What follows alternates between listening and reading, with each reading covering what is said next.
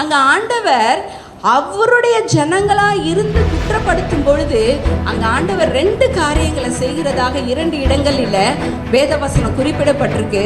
So ஆண்டவர் இங்கே use பண்ண 2 லாங்குவேஜ் பார்த்தீங்க அப்படின்னா, இல்லை 2 காரியம் பார்த்தீங்கன்னா, அவரை குற்றப்படுத்தும் பொழுது ஒன்று, எதுவுமே பேசாமல் மௌனமாக இருந்தார்.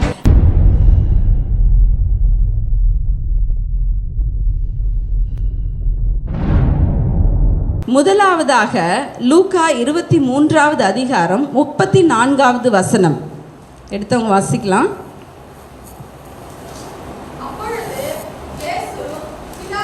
இவர்களுக்கு மன்னியும், தாங்கள் செய்கிறது இன்னதென்று அறியாதிருக்கிறார்களே என்றார். அவருடைய வஸ்திரங்களை அவர்கள் பங்கிட்டு சீட்டு போட்டார்கள்.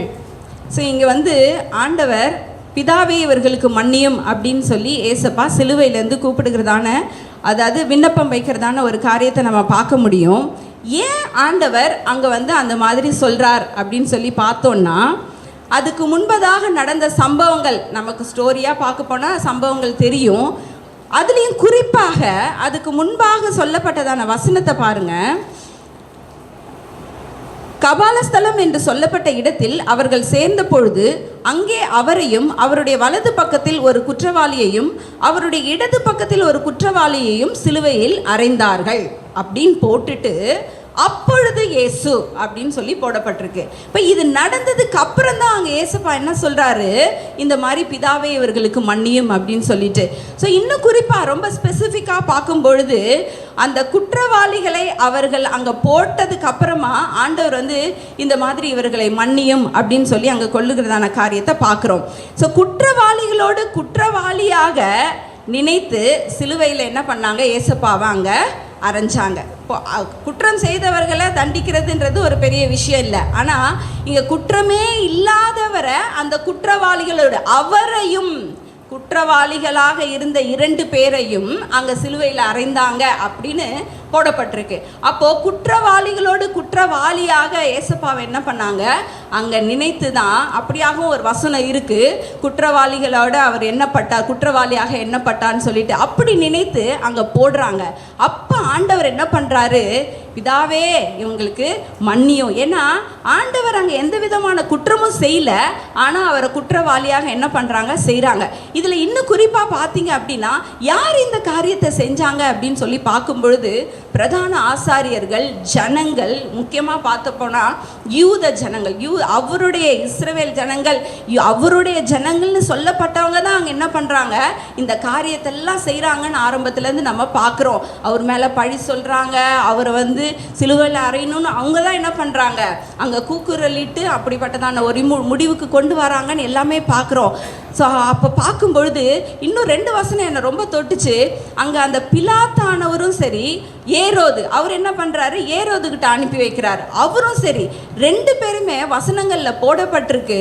அவங்க இவர்கிட்ட எந்த குற்றத்தையும் நான் காணவில்லையே அப்படின்னு சொல்லி அவங்க என்ன பண்ணுறாங்க, அங்கே சொல்லி கையை கழுவுறாரு அப்படின்னு சொல்லி நம்ம பார்க்குறோம் வேதத்தில். அந்த ஜனங்கள் யார், பிலாத்து, ஏரோது, இவங்கெல்லாம் ஆண்டவராக அறியாத ஜனங்கள். ஆண்டவர் கூட அந்த ஒரு ஐக்கியம், அவர் யார் என்ன ஏதுன்னு தெரியாத ஒரு ஜனங்க. அவங்க என்ன பண்ணுறாங்க, ஆண்டவர் குற்றத்தை கண்டுபிடிக்கல, குற்றம் இல்லாதவர்னு சொல்கிறாங்க.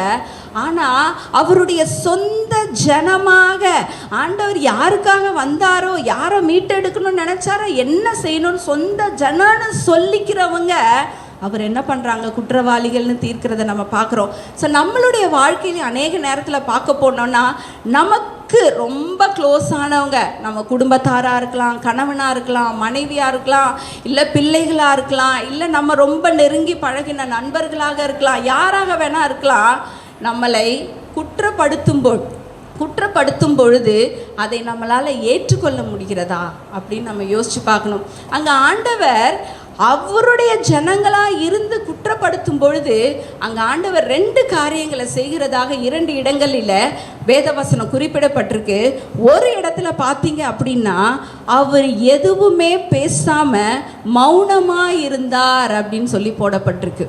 ஸோ ஆண்டவர் இங்கே யூஸ் பண்ண 2 லாங்குவேஜ் பார்த்தீங்க அப்படின்னா, இல்லை 2 காரியம் பார்த்தீங்கன்னா, அவரை குற்றப்படுத்தும் பொழுது ஒன்று, எதுவுமே பேசாமல் மௌனமாக இருந்தார். நிறைய நேரத்தில் பிரியமானவர்களே, நம்ம குடும்பத்தில் பிரச்சனைகளோ இல்லை நம்மளை குற்றப்படுத்துகிறதான காரியங்கள் நம்ம வாழ்க்கையில் நடக்கும் பொழுது, அது ஒரு வேலை ஸ்தலமாக இருக்கலாம், இல்லை நம்மளுடைய குடும்பமாக இருக்கலாம், எங்கே வேணால் இருக்கலாம். நம்ம அமைதியாக இருந்தோம்னு வச்சுக்கோங்களேன், நம்மளுடைய அமைதியே அந்த பிரச்சனைக்கு ஒரு சொல்யூஷனாக மாறும். அங்கே ஆண்டவர் பார்த்தீங்கன்னா மௌனமாய், இப்படியாக ஒரு பாடல் கூட இருக்குது. எத்தனை பேருக்கு தெரியும் தெரியல, நான் ரொம்ப நாளைக்கு முன்னாடி கேட்டிருக்கேன். மொழிகளிலே சிறந்த மொழி மௌன மொழி, இயேசு சுவாமி பேசின மௌன மொழி அப்படின்னு சொல்லிட்டு ஒரு பாடல் இருக்குது. இப்போது அந்த மௌனத்தையும் அவங்க மொழியாக வச்சு, என்ன ஒருத்தவங்க நம்ம என்ன பண்ணிடுறோம், அதுக்கு ஆப்போசிட்டாக யாராவது ஒன்று சொல்லிட்டா, நான் வந்து பாஸ்டர் சொன்னதே சொல்கிறாருன்னு நினைக்காதீங்க, உண்மையாக எவிடன்ஸு பைபிளில் எழுதி வச்சுருக்கிற வேணால் வந்து யாருன்னா பார்த்துக்கோங்க. எனக்கு அவங்க சொன்னப்போ உண்மையாகவே ஆச்சரியமாக இருந்தது.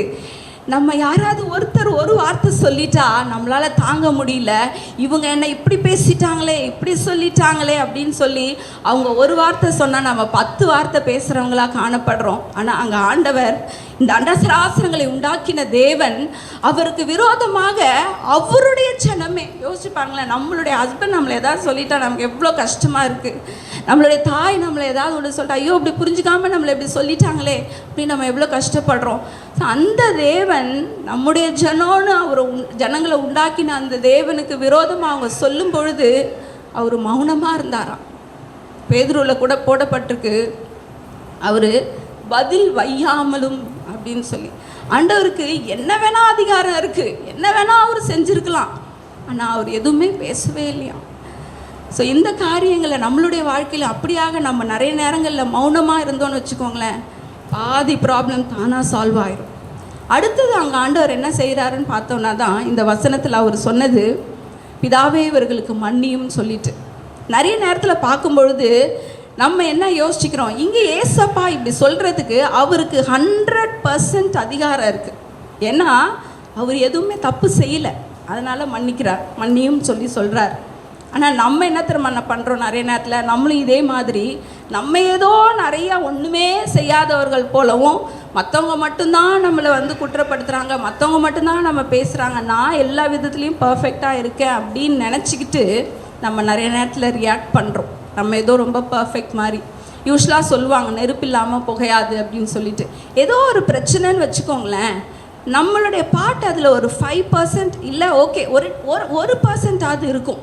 ஏதாவது ஒரு பிரச்சனை அப்படின்னா ஒன்று நம்மளும் கூட சேர்ந்து ஏதாவது தவறுதலாக பேசிடுவோம், இல்லை நம்மளும் அந்த பிரச்சனை உருவாகுவதற்கு எதையாவது ஒன்று செஞ்சுருப்போம், சரியா. ஆனால் நம்ம அதை அறிஞ்சோ அறியாமலோ எப்படி செஞ்சோமோ தெரியாது, பட் ஏதோ ஒன்று செஞ்சுருப்போம். அப்போது நம்மளுடைய பாட்டம் அதில் கொஞ்சம் இருக்குது. அதை நம்ம உணர்ந்து கொண்டு நம்ம வந்து அதை சரி செய்துக்கிட்டோம் அப்படின்னா நம்ம வந்து இந்த பிரச்சனைகள் எல்லாத்துக்கும் அது ஒரு சொல்யூஷனாக மாறும். ஒன்று. இன்னொன்று, ஆண்டவர் சொன்னது போல் நீங்கள் எல்லா விதத்துலேயும் அந்த விஷயத்தில் கரெக்டாக கூட இருந்திருக்கலாம். ஆண்டவர் எப்படி அங்கே அந்த ஜனங்கள் செய்த எல்லா காரியத்தையும் அவர் மன்னித்தாரோ, அதே போல் நாமும் நமக்கு விரோதமாக செய்யப்படுகிறதான காரியங்கள், பேச்சுகள் எதுவாக இருந்தாலும் அதை நாம் மன்னிக்கும் பொழுது அங்கே ஆண்டவர் அதில் பிரியப்படுகிற தேவனாக இருக்கிறார். ஸோ எப்படி இயேசு கிறிஸ்து இவர்களுக்கு மன்னியும் அப்படின்னு அங்கே பரிந்து பேசுகிறாரோ, அதே போல் நாமும் அடுத்த காரியமாக மற்றவர்களுக்காக பரிந்து பேசுகிறதான ஒரு ஜெபத்தையும் நம்ம செய்யணும். ஆண்டவரே இவங்க இந்த மாதிரி செய்கிறாங்க, யோபு அப்படி செய்ததாக நம்ம வேதத்தில் வாசிக்க முடியும், தானியேல் அப்படி செய்ததாக நம்ம வேதத்தில் வாசிக்க முடியும். மற்றவர்கள் செய்த பாவங்களுக்காக, குற்றங்களுக்காக நம்மளுடைய பிள்ளைகளோ நம்மளுடைய கணவனாரோ, ஐயோ இவர் இப்படி செய்கிறாரு, ஆண்டவரே இவரை மன்னியும், எங்களை மன்னியும் அப்படின்னு சொல்லி எப்படி இயேசுவானவர் அவர் கேட்டாரோ, அதே போல் நாமும் அவர்களுக்காக நம்ம ஆண்டவரை நோக்கி நம்ம மன்றாடும் பொழுது ஆண்டவர் கண்டிப்பாக அதுக்கு பதில் தருகிற தேவனாக இருக்கிறார். ஸோ இதுதான் முதல் காரியம். ஸோ முதலாவது என்ன பார்த்தோம், பிதாவே இவர்களுக்கு மன்னியும், தாங்கள் செய்கிறது இன்னதென்று அறியாதிருக்கிறார்களே. ஏன்னா ஆண்டவர் பாருங்கள், அவங்க அறிஞ்சு செஞ்சாங்களோ அறியாது செய்தாங்களோ நம்ம சொல்கிறோம், ஐயோ தெரியாமல் செஞ்சிட்டோம் அப்படின்னு. ஸோ அந்த மாதிரி அவங்க அதனுடைய உக்கிரம், அதனுடைய விளைவு என்னன்னு தெரியாமல் இவங்க செய்கிறாங்க அப்படின்னு சொல்லி அங்கே ஆண்டவர் சொல்லுகிறத நம்ம பார்க்க முடியும்.